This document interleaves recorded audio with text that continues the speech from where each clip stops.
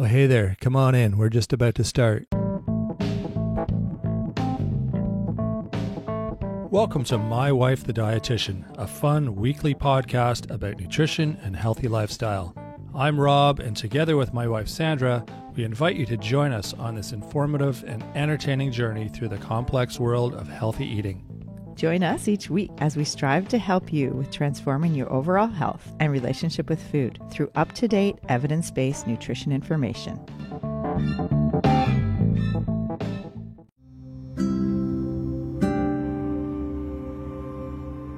Today, we interview Vicente Molina, dietitian and author and pioneer of plant-based eating.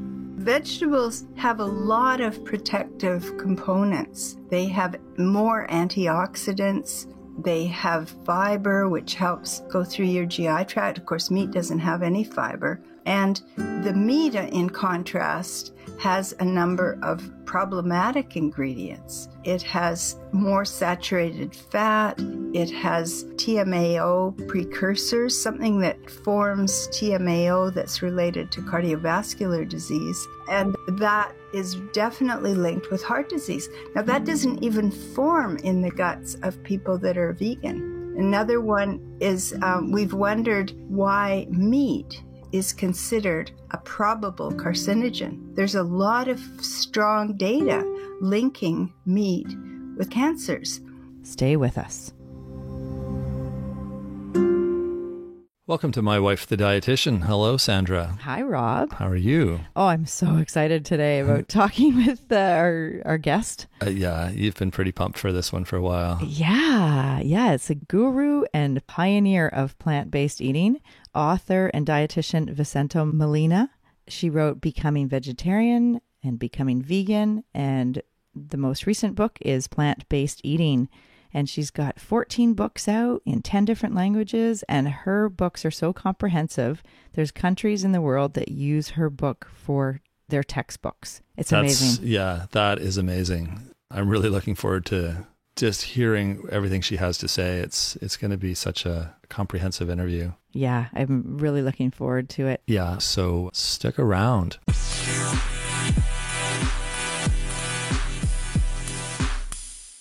Good morning, Vicente. Thank you so much for joining us today. Could you tell the audience who you are and who you help and what you do? All right, Sandra. Well, I'm a dietitian based in Vancouver, Canada, and I've been a dietitian for a long time, and I'm an author of books that have become kind of the classics in plant-based nutrition. So I have several that are cookbooks, but mostly they're about nutrition. And we have 14 books in 10 languages now. So Wow. they've really become popular. Yeah. Well, I want to say, just sorry to interrupt you, but I had this book, your original book, Becoming Vegetarian, back in university, which is talking a long time ago because I've been a dietitian for 25 years. And that's before plant-based eating was popular. So it's such a comprehensive resource. And I heard on another podcast that you said that it was used as a textbook in some countries. Well, our Becoming Vegan Comprehensive, which was done in 2016, has become a textbook in Canada, in the US, and in Taiwan. Wow. So it's very popular. It's a big fat book, and it has references for everything. And in fact, they even used it in Ottawa. It was in the office when they developed the food guide, the Canada Food Guide. Really? Because it was all referenced, the whole thing. So it really helped. So we have a food guide in that book, which is actually very similar to the Canada Food Guide now. You'll notice the Canada Food Guide now has the food groups. There's a protein group. Rather than having a meat group and a dairy group, they have a protein group, and it significantly features beans and tofu and the plant forms of protein. Perfect. Absolutely. Yeah. Yeah, that's right. It's that's incredible. I mean, it's amazing all the work you've done and the books that you've published and all of like you're a thought leader definitely and a pioneer in this whole area of plant-based eating and vegetarianism. It's such an honor to talk to you today. Oh, thanks. Actually, the first workshop I did, I think it was in about 1993, was in Victoria. And I did it as a pre-workshop for the National Dietitians of Canada convention. Oh, and amazing. I spent about 6 months getting ready for it. And I was so nervous that I'd lose money on it, because I had to rent the space and, do this and that. And I actually made $500 Nice. and a whole lot of dietitians came and I was really thrilled. But it was a new thing then. I had come back from India in the 80s and learned how to be vegetarian there. And as dietitians, we hadn't really focused on that. And, kind of thought it was a fringe thing being vegetarian. But in India, I'd learned how to do it very well in terms of the food, but it wasn't a normal thing that people did very much. And our first book was called Becoming Vegetarian, but it was actually a vegan book because we had a chapter called Without Dairy, which didn't say dairy was bad. It just said, if you don't eat dairy, here's how you can get the nutrients, the calcium, the riboflavin, the protein, that kind of thing. And it was actually turned out to make our book very controversial. The Dairy Farmers of Canada wrote a booklet against that book and gave it out across Canada. And it actually made our book a bestseller, but Yeah, right. That's what happens, right? It's controversial. But it was very troubling at first. Yikes, Oh, that's right. Well, that's actually I was going to ask you, is plant-based protein, because you just put out a new book in March and it's called Plant-Powered Protein. That's right. Yeah. Okay. Yeah. Okay. And that's what I was wondering. Is plant-based protein proving to be as good as animal protein for human health? Absolutely. And we were not wanting to really write that book. Our publisher wanted us to write it for a few years. And Brenda Davis, my co-author on books for years, we've written together since the early 90s and are still friends and we have a good time writing. But we said to our publisher, we don't need to write a book about plant protein. Vegans get enough protein. Vegetarians easily get enough protein. And it's not a big deal. And he said, well, that's what people always ask about. So we delved into it, and there was really a lot of very interesting material to write about and the science and so on. And people on plant-based diets can definitely get enough protein. And many of the studies, like the big Adventist Health studies, the Epic Oxford studies, they all show the vegetarian groups are getting more than enough protein on average. Now, there are a few that wouldn't get quite enough on raw food that are primarily fruit-centered diets. So I've had a few people that kind of went raw and they wanted to eat mainly fruit, maybe a few seeds and nuts, but not very many. And their protein could be low. So they've had a few problems, but primarily people easily get enough protein on plant-based diets. There's a mix of legumes, which are beans, peas, lentils, soy foods, and grains, and vegetables, and fruits, and seeds, which are a little bit higher in protein than nuts. But all those foods, plant foods, you easily get enough protein. Oh, I love that. And we get all of our essential amino acids from plant sources? Yeah, that's right. So there were some thoughts in the early 70s from Francis Moore Lappé, Diet for a Small Planet, that you needed to carefully combine grains and beans at meals. And this was a kind of thinking for a while. It was more like a wondering, but it kind of set the thinking patterns for some people. But the thought was that plant foods were incomplete in terms of protein. Now, after 10 years, Francis Moore Lappé said, "Whoops, I was wrong. They're not short of anything. The plant foods have all the essential amino acids. And when you eat a mix of foods, you can easily get them. It's not very hard. You don't have to carefully think up some kind of mix. But every plant protein from a whole, plant food in itself has every single one of the amino acids. And in fact, animals get their amino acids from plant foods. So yeah, that's the irony, right? Yeah, you can either eat the plants, or you can eat an animal that ate the plants, or that ate another animal that ate the plants down the line. So it turns out that amino acids, the essential amino acids, are not a problem at all to get on plant-based diets. And some of the research that kind of put us off, some were animals like rats would be given just one food and see how they did on it. So it looked like they did better on meat and cheese than they did on, say, wheat or lentils or something like that. But that some of the early animal research has really misguided us in a way, because people don't and shouldn't eat only one food. Right. And yeah, so it's kind of skewed. Hey, I know what you're saying.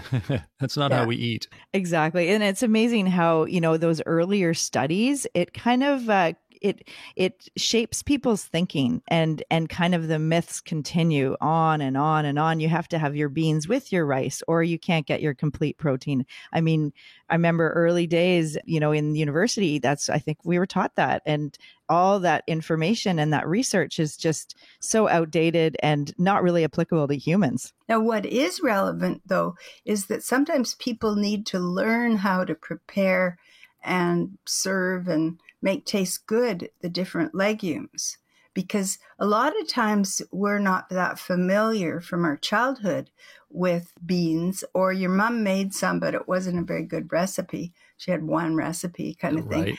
And so we can learn from other cultures, because the legumes are used around the world. They're really, really good sources of food, of protein, of all kinds of nutrients, iron and zinc and so on. And we can learn from different cultures, from Mexico, Hispanic cultures, from Asian, Chinese, Japanese, from the Middle East. We just learn all kinds of wonderful, wonderful recipes and ways of preparing legumes. But people don't always know that. And also they need to make it easy for themselves, and they need to think about things like, sometimes they wonder about, will I get gas if I eat legumes? That kind of thing. Yeah. Right. Everyone's biggest concern, right? That's right. It's the one thing we do know about beans. You learn that in like grade 2. Right? Yeah. Along with a little rhyme. We had little sections like international solutions to the gas crisis. That's awesome. That's great. Yeah. That's good. Oh my gosh.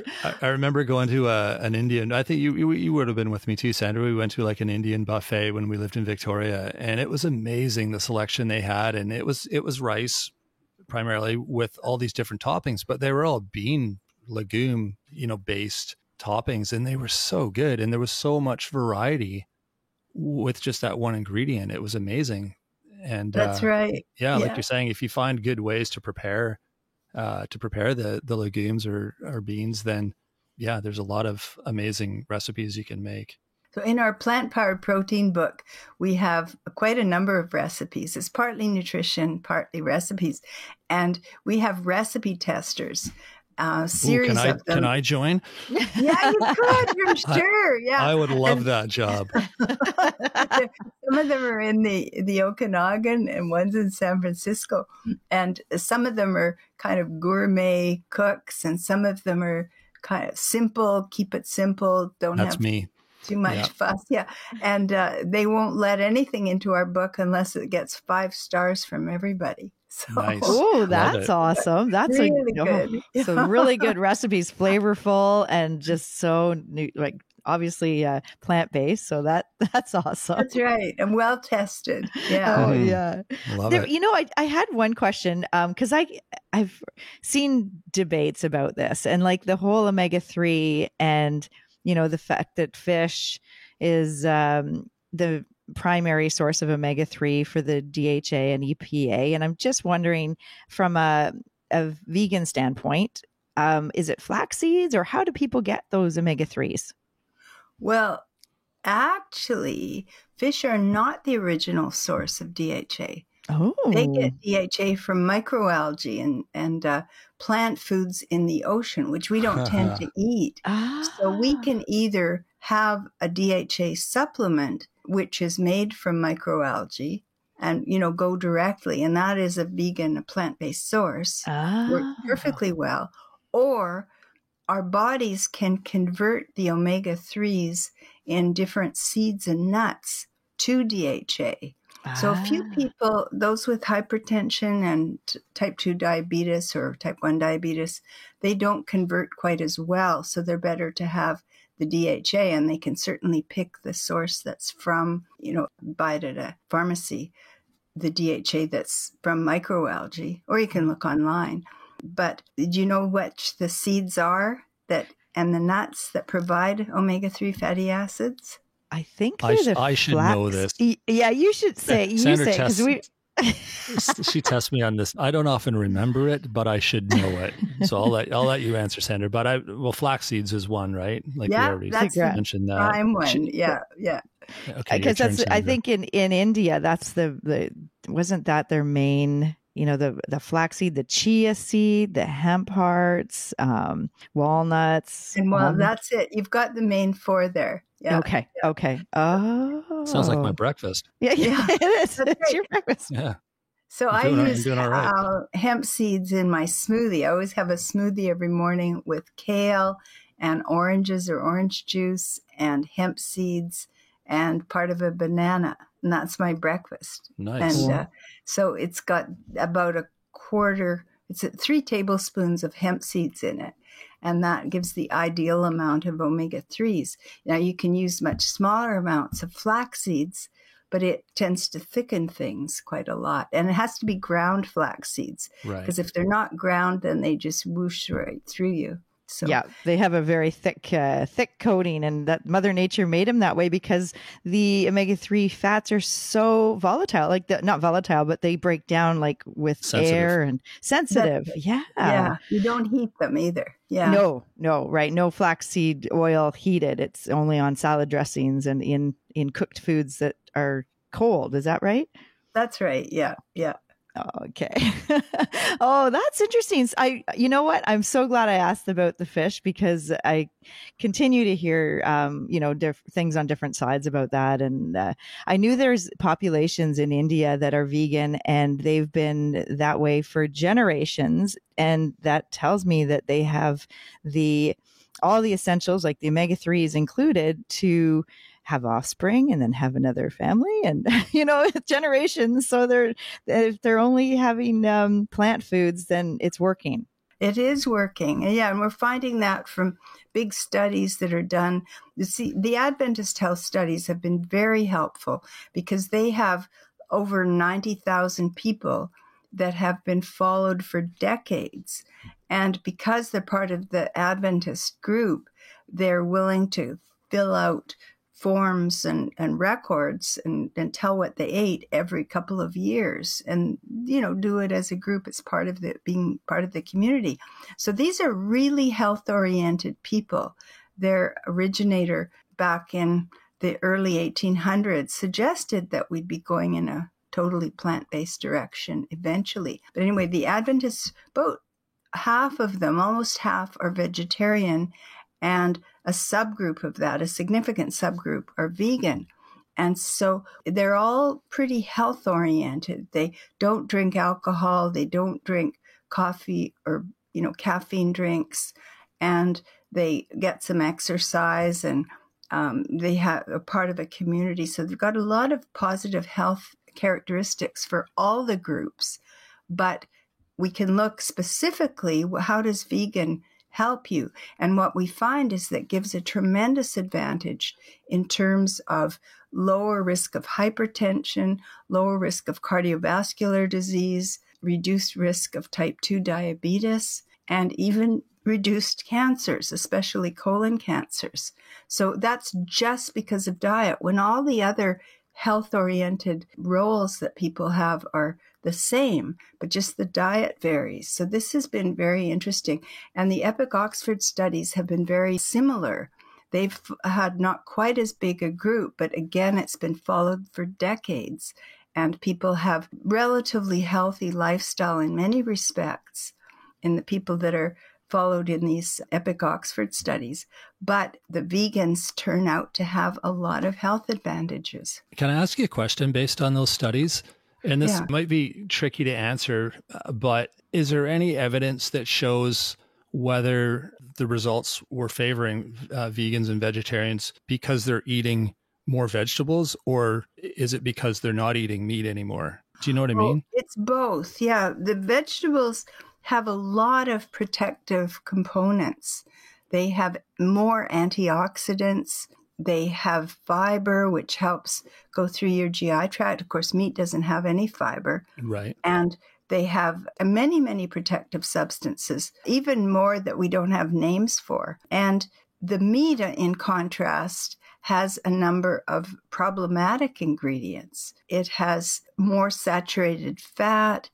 It has TMAO precursors, something that forms TMAO that's related to cardiovascular disease. And what is TMAO? Does that stand for something? Yeah, it does. It's trimethylamine. It's got a long name. Yeah. I was going to say, that's probably why it's short form. Okay. And that is definitely linked with heart disease. Now, that doesn't even form in the guts of people that are vegan. Another one is we've wondered why meat is considered a probable carcinogen by the World Health Organization and the American Institute of Cancer Research. There's a lot of strong data linking meat with cancers. And is that just meat across the board, or is meat, red meat? Red meat. Okay. This is red meat. Yeah. So it turns out that has something called Neu5G, NEU5G, and that's again got a really long name. Mm-hmm. But we aren't quite sure why that interacts in that way. But it turns out that it's linked with cancer. And cured meats, and you know what those are? Which those are? All the deli meats and stuff, right? Yeah, salami, bacon, ham, sausages, and even hot dogs. Those are all class 1 carcinogens, according to the World Health Organization and the American Institute of Cancer Research. Now, that is not an easy thing to put out without a huge amount of very strong data. Oh, exactly. And it's possibly linked to this Neu5G compound or something else. I mean, we used to think in terms of meat having more saturated fat, but there are other components that are problematic. So meat is not a helpful thing to have in your diet. You can get the protein, you can get the iron, you can get the zinc, and that's what we covered in the plant-powered protein book, but you don't get all these problematic components. Amazing. So when you said the deli meats and the cured meats, are they in the same class as cigarette smoking? Yeah, that's cigarette smoking and Roundup. Wow. And yet we are still having hot dogs sales and hot dog days at schools. Exactly. It's crazy. We aren't having, cigarette handouts, for the grade 5s or whatever, but we're having hot dog sales. Right. And so anyway, we're gradually evolving and understanding these things. So Health Canada was very smart to downplay these in the new food guide. It's a very well thought out, to ease us into, hey, eat more plant foods for your protein. You know what I think has been one of the issues for the sort of the plant, the vegetarian diet to take hold is tofu. When it first came out, it's kind of got a stigma to it. It kind of how it looks and feels and tastes or doesn't taste. And a lot of people are like, ooh, tofu, and that sticks now, even though there's amazing vegan foods and options out there that are made from soy and tofu. But it's still that original kind of version of tofu that sticks in people's heads. And they think that, oh, I'm not going to eat that. You know what I mean? And Right. So it's kind of done the whole vegan, vegetarian movement a disservice, really. Yeah. And Rob loves making like this. We probably eat tofu, I'd say 3 or 4 times, even 5 times a week, because we put the soft tofu in the smoothies and we use the veggie ground round and it's use just so easy. Firm tofu. It's like a fast food in our house. Like it's a convenience food because you can just soak it with anything. It's just it's so delicious. Like when it takes on the flavor of what it's with. So in stir fries, it's beautiful. Yeah. That's right. Yeah. And people wouldn't bite into a piece of raw chicken. Exactly. So they shouldn't think that you can just bite a piece of tofu and have it taste great. It's an ingredient. And it's been used in China for over 500 years, I think 600 now. And the Chinese certainly haven't suffered in terms of population growth, when they've had this as part of their diets for a long time. Now, there's several things here. One of them is that we have a really good marinated tofu recipe in our plant-powered protein book. And it's pretty simple. It's got low sodium tamari and ginger, just chopped up ginger, garlic, rice vinegar, and let's see, one other thing. A bit of toasted sesame oil. Yum. And provide a picture of these. So you marinate your little tofu cubes and then put it in the air fryer if you've got one, or just warm it some other way.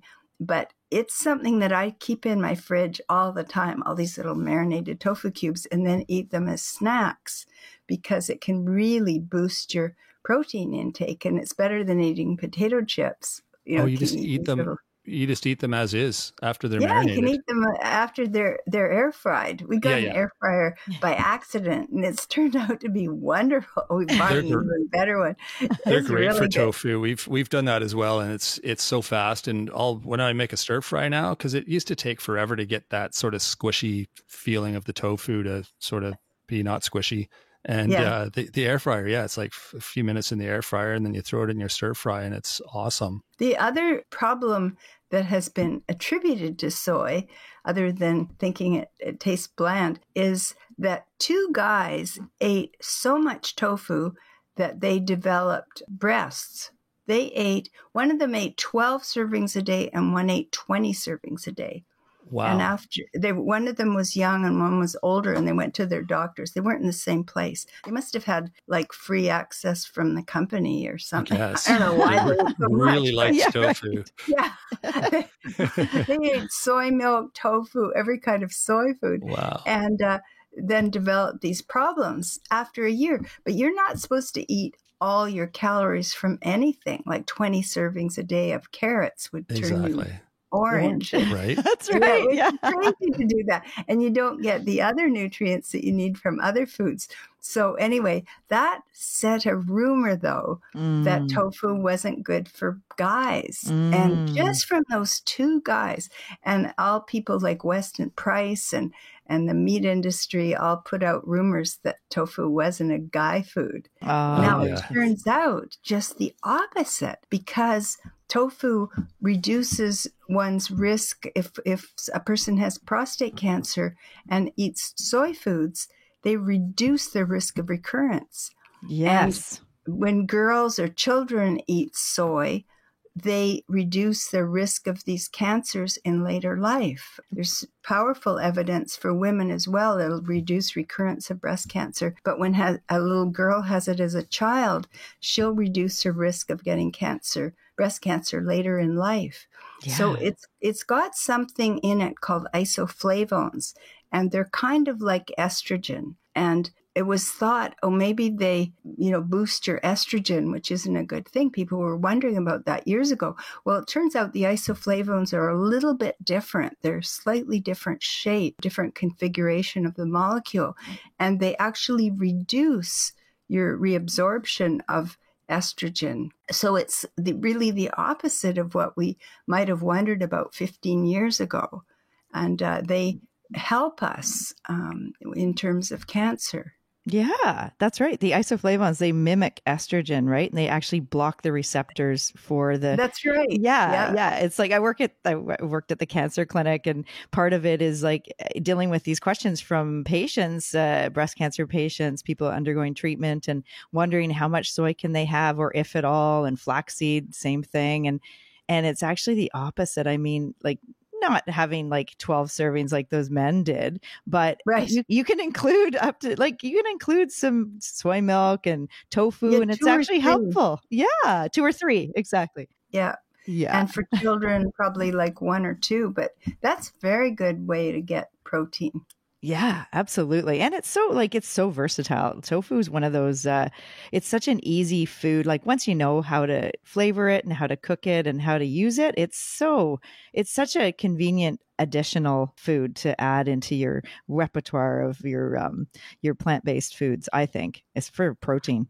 So one of the things when people are kind of transitioning towards plant foods is, this is from Neil Bernard idea. People often have about 10 recipes that they make all the time, over and over and over. These are favorites. I know where to get the ingredients. I like them. It doesn't take too long to make. And so often what we have to do is find our new recipes. And it doesn't have to be an infinite number. And so what can help is exploring with friends, some good ones. Hey, I've got a really good recipe, or come on over and we can make this together. Or sometimes there are plant-based groups, meatless meetups, that kind of thing. Or you can look online, or we put some really good recipes in our plant-powered protein book. But once you get your little 10, then you're fine. Like it becomes very simple again. So there's a little bit of extra energy while you're making the transition. But after that, you're good. You're golden. Yeah, it's like transitioning to any new diet routine. It's just learning the basics, learning the foods that you are going to start cooking with, how to cook them, how to store them, how to flavor them and all that. So it's not really any different than starting any routine with new foods. That's right. Yeah. That's actually, I'm glad you said about bringing food together and potlucks. We've been having different potlucks in the summer, and it's so nice. Like you said, you get new recipes and you taste new ways of, new how ingredients can be flavored and presented. And we ask this question to all of our guests. When you are going to a potluck, a family gathering or friends, what dish is your favorite to bring to share? Well, I actually have 3, if you're allowed to say that. Perfect. So yeah, for sure. There's one in this plant-powered protein book called Full of Beans Salad, and it's a bean salad. And it is so easy because all you do is open 3 cans of beans or 2 cans of beans and a can of niblet corn, unless you want to cook those things from scratch, and add some red pepper. So you might have black beans and cannellini beans and yellow corn niblets and some red pepper. And then you have a little marinade on it. And people love that. And you can make it and store it in the fridge for 5 days. But it's a good summer, warm weather kind of food. Oh my God, I love that. It's funny. I grew up with that. My mom, that was her like go-to bean salad. It had, like you said, the 2 cans of different types of beans, like kidney beans, or like you said, the cannellini. That's right. Yeah. And then the corn and the marinade. Plus, she also had like wax beans in there, like the green. Yeah, you can do that. Yeah. So we put lots of options. You can put in, broccoli raw or steamed, and we've got a list underneath of all the different veggies you could use. But that was like the simple one. And then another one that has just gotten rave reviews. I had a doctor who works in reversing or avoiding chronic disease just staying here, and we had this potato salad with dill, and you can use vegan mayo on that and not use too much mayo. So that's a really good one too, potato salad. Sounds and then delicious. The third thing is a leafy salad. So it's good to have leafy greens several times a day. Esselstyn and those guys that are about reversing heart disease say 6 times a day, and I find 3 times a day pretty good. for just regular folks. But Yeah. so I always have a big salad as at least half my plate, and it's got all the leafy greens. And these things, you can leave them get a big bowl with a lid and have salad made about every 4 days, and it stays in your fridge. If you don't add red pepper, you don't add tomato or things that'll go all squishy, but just the leafy greens. And then you have a lemon tahini dressing that you add later. Yeah. Perfect. So that's a very good kind of 3 salad meal. It's wonderful, and people really like it. I love it. Those are awesome. Oh my God. They sound so delicious. I mean, that could be, 3 of the 10 recipes that people use, right? It's just That's right. Yeah. Yeah, you find your ones, and then people come over and go, wow, this is ever good. I could eat, your father-in-law will say, oh, I could eat this once a month. And then I was like, I could eat this once a week. Yeah, right. Their way towards it. Yeah. Exactly. And it's like, really? There's tofu in this? Yeah. With the marinated tofu cubes. You just put them on the counter and everybody starts nibbling them and go, That's funny. This is pretty good. And then you tell them it's tofu, right? That's great. That's right. Yeah. I love making a big dish when we have company over. We'll make like a big lasagna or something with like the just like ground, the soy fake ground beef, I guess. Veggie ground round. Yeah, stuff. that one. Yeah. And it'll be delicious. And they're like, oh my God. Then they're hardcore meat eaters, and it'll be, this is so good. What's in it? And then you tell them it's, what's in it, and they're like, oh really? It's not meat. I'm like, yeah, I gotcha. You'll like it, right? That's right. Another quick question for you. What's your favorite hot meal to cook? I'm just curious to see what kind of ideas you have for hot, like vegan meals. Well, I do like curry in a hurry. And that sounds awesome. Oh, I like that. Yeah, because red lentils cook quickly, 15, 20 minutes.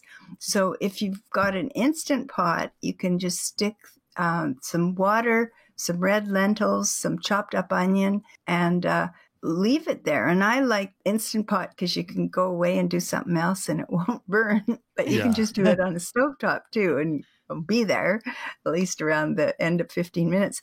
And then you can add a few things like canned tomatoes or chopped up tomatoes and perhaps some kale. Then the thing to add is some curry paste. And there's a really good curry paste called Pataks, which is from India. Yeah. Different families create different curry pastes, and the Patak family did a particularly good job as far as I can tell. So you just put a spoonful or however many spoonfuls you like in. So that can be basically a 3-ingredient dish plus the curry paste. Just the red lentils, the water, the onion, and the curry paste. Or you can add any little veggies you've got. And that's red lentils from dried state. That's right. I love it. Yeah. Because it's so economical too. It is very economical. So this can be a wonderful way to, save money and, feed lots of protein, iron, zinc, the different protective ingredients in plant foods to your family. And it's delicious. Yeah, and it's delicious. Everybody likes it. Yeah, that's the plus, right? Oh my gosh, that's awesome. This is so amazing. You've given so many real life ways for people to cook with plant-based food and to get some good nutrition and good flavors and some really good meal hacks there. That's really appreciate talking with you today. Oh, I want to say one more thing. With our Plant Powered Protein book, we also found we have included a chapter about the environmental aspects of going plant-based, because it turns out this is a tremendous draw, and a lot of younger people are interested in reducing our footprint, our CO2 emissions, our land use, water use, land acidification, water. And there have been some very good studies done that show when you move more plant-based, like the difference in CO2 emissions between beef and tofu can be 20 times as much for beef as for tofu. Wow. So there's a chapter done by a Canadian, BC agrologist and environmentalist, Corey Davis, that shows these the research is coming out, and it's coming out thick and fast now. I bet it's not being covered up anymore. I think there was, do you know what I mean? We won't get into that, but I'm sure I'm sure there's a lot of information that's supporting what you just said, and it's coming to light now, which is nice for people to finally hear these facts. That's right. Yeah. I was going to add, maybe if we can do a quick answer to this. When people are switching to vegan or vegetarian style of eating diet, is it sort of a mix of wanting the nutritional benefits and environmental reasons, or one versus the other, or do you know? Well, when I first started doing vegetarian classes, this was in the late 80s, early 90s, and that was where our first books grew. It was 95% women, and they were doing it, for kind of slightly animal rights reasons. Some were concerned about the plight of animals. I mean, that was what I was certainly concerned about, what happens to pigs. It was traumatic for me learning that. But some because of health. And over time, there were more and more people who said, my grandmother died, this dreadful last 10 years of her life and with chronic disease. And I realized I can reduce that risk. So that's been a strong evidence, as well as the animal issues.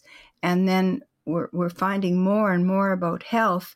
And now the environmental impact is bringing a lot more people in, and particularly bringing in men, because they're looking at, wanting their kids and their grandkids to have a planet that humans can live on, and start to lessen all this climate change impact that's so devastating. The wildfires, in some parts of the world, the reduced water availability, that's just crucial. The, damage that's been done to the Gulf of Mexico because of all the crops that are grown along the Mississippi, and many for animal products. Right.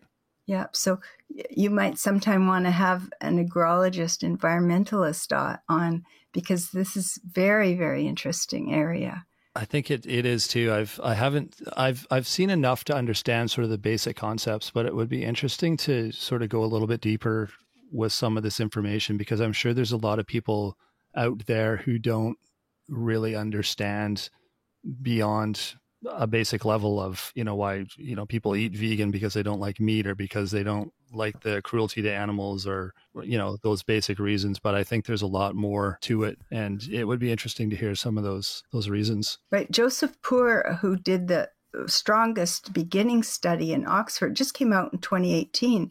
He took 5 years off from Oxford, and also followed research from thousands and thousands of farms around the world, farming communities, big situations, factory farming, and looked at exactly the impact right from the beginning of getting the fodder, how it's produced, the different aspects, right to the production of meat or of plant foods, and getting it to the store. And he found very, very strong evidence, these huge differences. And then some other studies have come out more recently, but it has been in really the last 5 years that these studies have come out. And farmers are trying to, meat farmers are trying to counteract that by saying, yeah, but I'm doing better with my cows. And that is definitely true, that a few are doing better, but they can't even come close when the differences are so vast between simply eating soy foods or filtering that through an animal that then gets slaughtered. So what do you think the solution is? Like, I mean, you can't expect all the farmers in the world to just kind of give up what they're doing and nobody farms meat anymore. Is there, from a vegan perspective, is there sort of a solution, that, like, a compromise, I guess? Well, I think we could stop subsidizing meat, because we're subsidizing something that is a probable carcinogen, and in some cases a convincing carcinogen. So we're paying subsidies, and the biggest subsidies went to either animal fodder or the animals, the production, the farmers that have cows and different livestock, and even to slaughterhouses. We've been subsidizing those. So It's really crazy to be doing that. We could be subsidizing plant foods, organic plant foods. And so we're doing a good thing for Canadian agriculture when we eat directly the lentils, the hemp seeds, all these beans, soybeans directly instead of filtering through animals. And we're supporting our agricultural economy. But some people, for example, Miyoko, who has the cheeses, she was helping farmers transition because in the U.S., half of the dairy farmers went out of business in the last 17 years. Wow. That didn't mean there were less cows. It meant the cows all went to even huge factory farmers. That production shifted, but they went out of business. So she was helping farmers who have land grow something else on it. Oh, I see. That makes sense. Yeah. Yeah. And I guess just more responsible farming as opposed to like the big slaughterhouses. If it is more local, smaller farms that are producing meat, and there's less, money being put into the bigger farms and slaughterhouses, that would be a decent start. It would be really good because they're making a lot of money. Yeah. Yeah, right. I bet. Big ones. Okay. Yeah, totally. Awesome. Oh, wow. That was, interesting. I totally agree with the whole, I heard you on another podcast talking about how they're subsidized, and it's just, it's like our tax dollars are going to something that could be possibly causing people chronic disease and cancer. And, it's, I think there's better ways for government money to be spent. But anyways, this has been such a great conversation, and oh my goodness, so enlightening. And I really hope people will check out your book. And Rob, I guess, are there places people can go to find out about your books and about yourself? Oh, sure. Their plant-powered protein is available online. It's on Amazon. In fact, in the U.S., it got to number 1 on Amazon in the sustainability category.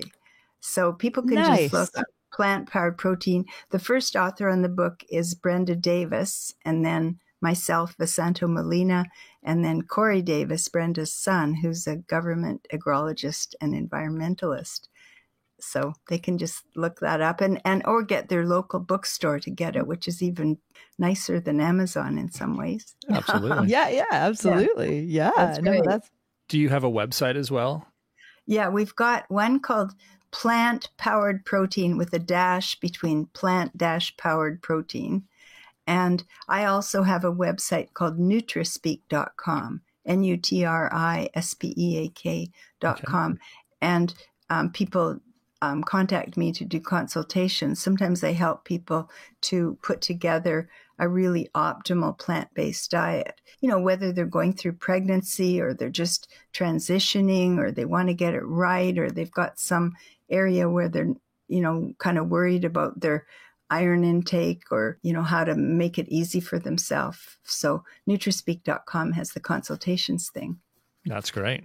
All right. Well, we'll make sure we link those in our show notes so that people can track you down. And it sounds like an amazing book, an amazing resource, an amazing series of books, I'm sure. I mean, I'm guessing they're all a little bit different in what the focus is. But we'll direct people to your website and hopefully they can learn some new things all about this. Thank you so much, Rob, and also Sandra. Thank you so much for joining us today. It's been such a real pleasure. And, I might get you back on here another time in the future if I'm sure you're going to write more books, but even just to have more lively discussion, because this has been so interesting. And I just feel like your information is like, it's like from the horse's mouth. Like it really, I've been following you for, 30 years, and to talk to you today has been a real pleasure. And I just, I'm really happy that we had this conversation. Thank you so much. Wow. I think I could have talked to her for another hour. I know. Oh my gosh. She's just so good. Just a wealth of information, and so well spoken and so well researched. Yeah. Like you could tell it was just, she just knew Yeah, it was incredible. She knew all the studies backwards and forwards because she's been teaching about it and talking about it for forever. Well, her first book came out in 1993. Wow. Becoming Vegetarian was the first one. And then I loved hearing that Health Canada actually used her book, Becoming Vegan, 2016, as a reference for building the Canada's Food Guide, the new guide, 2019. Yeah, that's amazing. Yeah. Oh, wow. It's just the credibility and her information is making so much impact, ripple effects around the world, because there's such popularity with plant-based eating, and she is the pioneer. Yeah, you were pretty stoked to be interviewing her. I remember the day that you contacted her, not even knowing if you'd get a response, and she responded right away, and you were just like jumping around, and I'm like, whoa, who is this person? I didn't know. Yeah. I mean, I recognized the book titles once you told me, because they've been in our house for 30 years now. And I'm like, oh, cool. But yeah, I mean, she was a big deal for you, and that was amazing. I get it now. Yeah. Now that we've talked to her. Oh. She's got a cool name too. Yeah. I like saying that. Yeah. So, yeah, thanks for joining us today. I'm sure a lot of people will run out and have a peek at that book, because it sounds like just such a wealth of amazing information. And I did put it, I put it on the show notes, the link to the Amazon, or you can go on your bookstore and find it. Yeah, perfect. I was just going to say that. Check it out. And did she have a website? Yeah, it's all on the show notes. In the show notes there, yeah. Okay, so check that out. And NutriSpeak.com. And then her name is also, if you Google it, you'll find plethora of information on her. Absolutely. And all her books, and 14 books in 10 different languages. That's amazing. Yeah. Wow. Yeah, she's an educator, and she still practices. I love that. She still sees clients and counsels people. Yeah. So amazing. And she's well beyond retired, but she's still going because she loves it. Yeah, I love that. She's fueled, like her passion just exudes with her work. You can just see. Yeah. That was amazing. So what's coming up Wednesday? Wednesday, we're talking all about tomatoes, because it's that season of harvest. Yeah, smart. Tomato season. Because tomatoes are one of those things where you get, well, if it's in our garden, we don't get many tomatoes for whatever reason. Other people's gardens get like so many tomatoes, they don't know what to do with them all. So that's kind of the purpose of this episode on Wednesday, is just to talk about some different ideas. Yeah, I started doing some groups, cooking classes and preserving in our local community, and that was one of the things, is the community garden has so many tomatoes, and it's like, okay, what kind of recipes? So did some research, and there's lots of good information coming up in Nutrition Nuggets for Wednesday. Yeah, perfect. Awesome. Well, in the meantime, you can check out our Facebook page and our Instagram page and our YouTube page and our website at mywifethedietitian.com. We're getting a few more emails too, with some ideas for the show and questions and that sort of thing. So we really appreciate that. If you have your own questions, you can give us a message at mywifetherd@gmail.com, or you can comment or message us through our various social media pages as well. That's totally fine. Yeah, please contact us if you have any questions, or shoot us a review. You just click on the review and give us your thoughts on your listening experience with us. And also, it's great to see ratings. So those are always helpful too, because that helps with other people finding this podcast out there. Yeah, it's not just to pump up our ego.